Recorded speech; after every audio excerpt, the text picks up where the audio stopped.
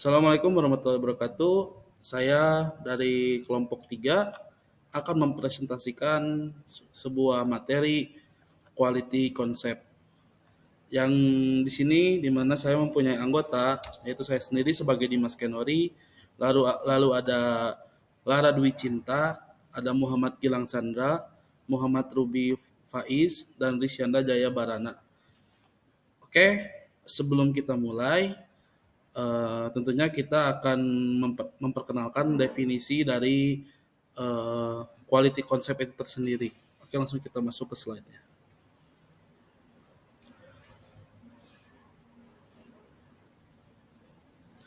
Oke, definisi kualitas perangkat lunak.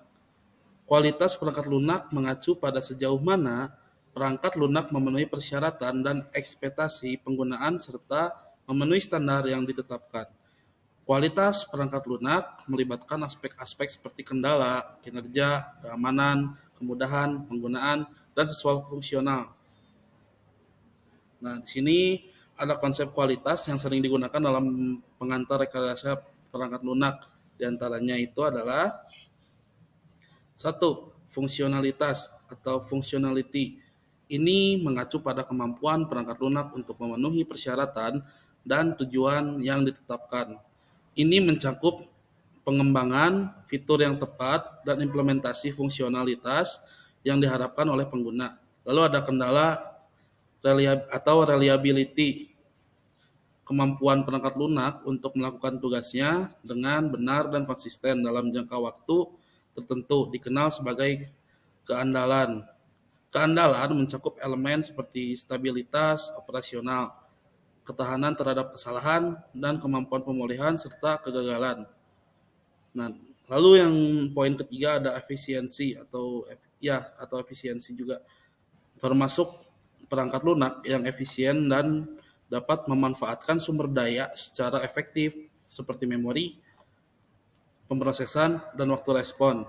Perangkat lunak yang efisien dapat menyelesaikan tugas-tugasnya dengan cepat dan menggunakan sumber daya secara optimal.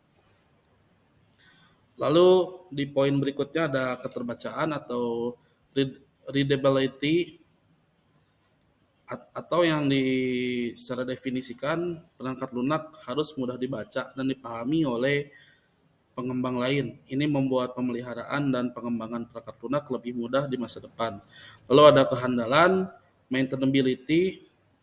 Kehandalan perangkat lunak berarti kemampuan untuk dimodifikasi, dikembangkan, dan diperbaiki dengan mudah. Perangkat lunak yang dapat dipelihara dengan baik kemungkinan menambah fitur, memperbaiki bug, dan perubahan lainnya dengan sedikit usaha dan risiko. Keamanan, security. Di poin ke-6 ini mungkin yang sedikit krusial. Upaya untuk melindungi perangkat lunak dan ancaman atau serangan yang dapat membahayakan integritas, kerahasiaan, dan ketersediaan keamanan perangkat lunak mencakup penerapan kontrol akses, enskripsi data, deteksi serangan, dan praktik keamanan lainnya.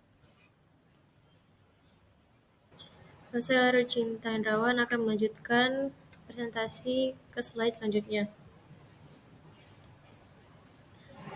Oke, di sini saya akan menjelaskan tentang pengukuran kualitas perangkat lunak.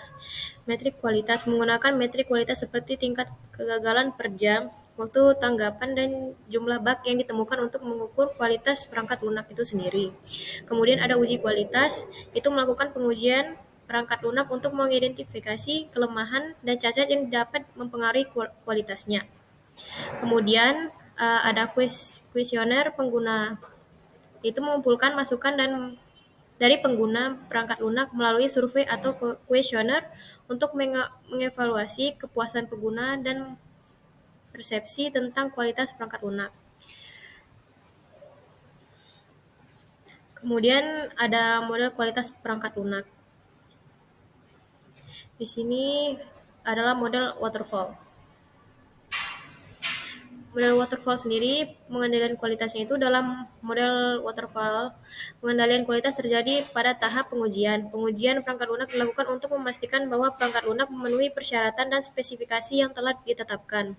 Ini melibatkan pengujian fungsionalitas, kehandalan, kinerja, keamanan, dan aspek kualitas lainnya.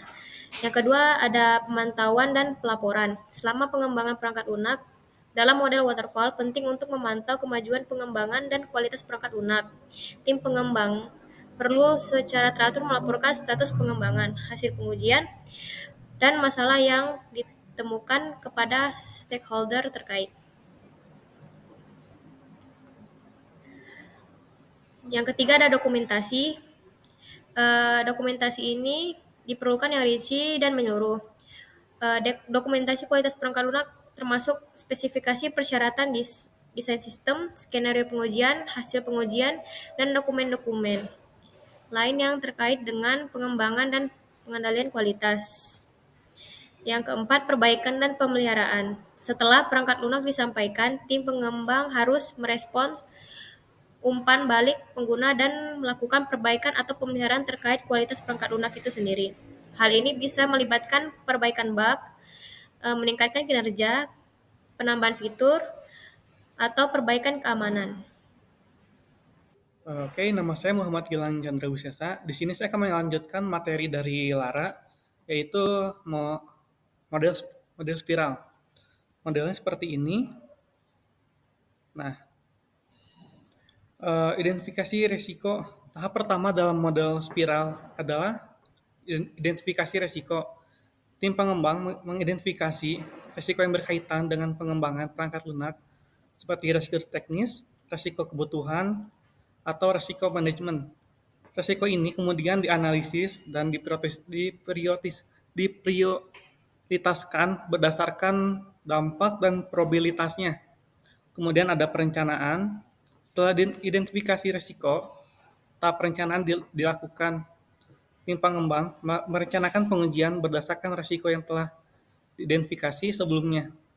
Hal ini meliputi perencanaan sumber daya, jadwal pengujian, dan strategi pengujian yang sesuai untuk mengurangi risiko dan memastikan kualitas perangkat lunak. Kemudian ada evaluasi dan analis. Ini tuh merupakan tahap lanjutan dari evaluasi dan analis. Tim penguji melakukan pengujian terhadap perangkat lunak yang sedang dikembangkan. Dan hasil pengujian dievaluasi dan dianalisis. Fokusnya adalah untuk mengidentifikasi kelemahan atau masalah yang ada dalam perangkat lunak dan mengevaluasi dampaknya terhadap kualitas secara keseluruhan. Kemudian di poin berikutnya ada perbaikan. Setelah evaluasi dan analis, tahap perbaikan dilakukan. Tim pengembang memperbaiki masalah dan kelemahan yang ditemukan setelah pengujian. Perbaikan melibatkan perubahan desain, perbaikan kode, dan tindakan lain yang diperlukan untuk meningkatkan kualitas perangkat lunak. Kemudian ada pengujian lanjutan. Setelah perbaikan dilakukan, tahap pengujian lanjutan dilakukan untuk memastikan bahwa perbaikan yang telah dilakukan berhasil. Pengujian ini mungkin memang melibatkan pengujian regresi untuk memastikan tidak ada efek samping atau dampak negatif pada bagian perangkat lunak. Yang terakhir ada siklus berulang. Model spiral ini melibatkan siklus pengembang berulang di mana tahapan identifikasi risiko, perencanaan, evaluasi dan analis, perbaikan, dan pengujian lanjutan berulang secara iteratif. Setiap siklus membawa perbaikan dan peningkatan kualitas perangkat lunak secara keseluruhan.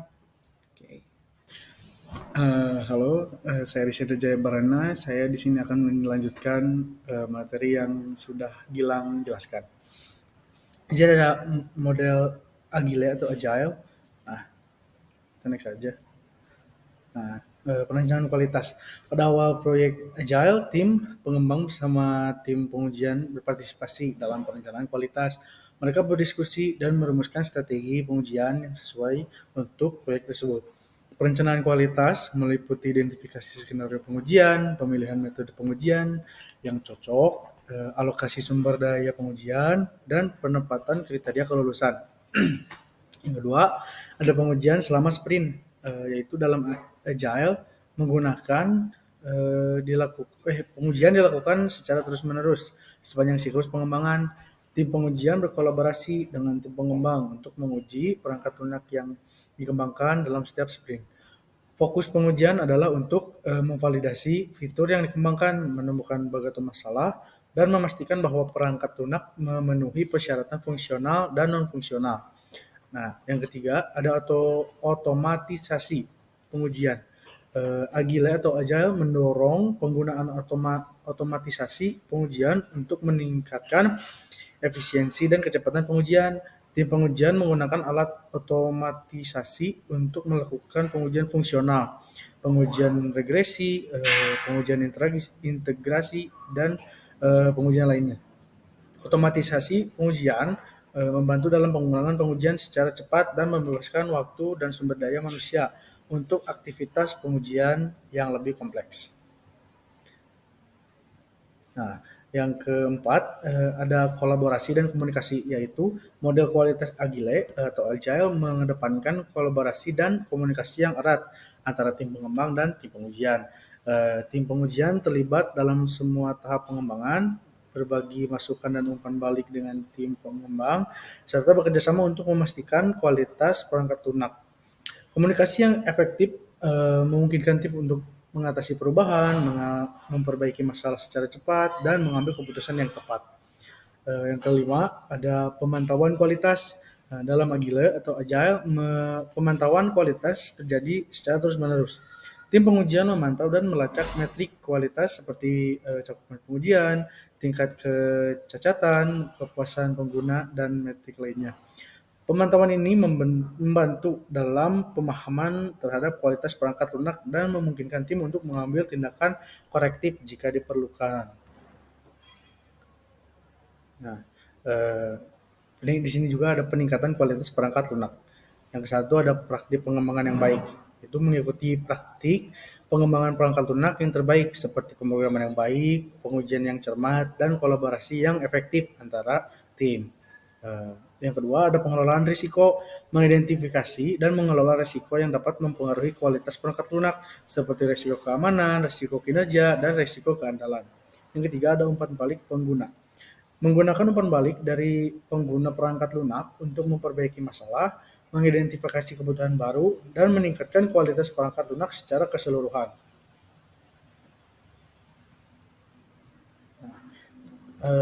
Ada di akhiran, quality assurance adalah proses yang dirancang untuk memastikan bahwa semua langkah yang diperlukan telah diambil dan prosedur yang sesuai telah diikuti dalam pengembangan perangkat lunak. Lalu quality control di sisi lain adalah proses yang bertujuan untuk memeriksa produk perangkat lunak yang telah dikembangkan dengan tujuan mengidentifikasi cacat atau kesalahan. Mungkin sekian dari kelompok kami. Mohon maaf bila banyak kesalahan atau salah ucap. Assalamualaikum warahmatullahi wabarakatuh.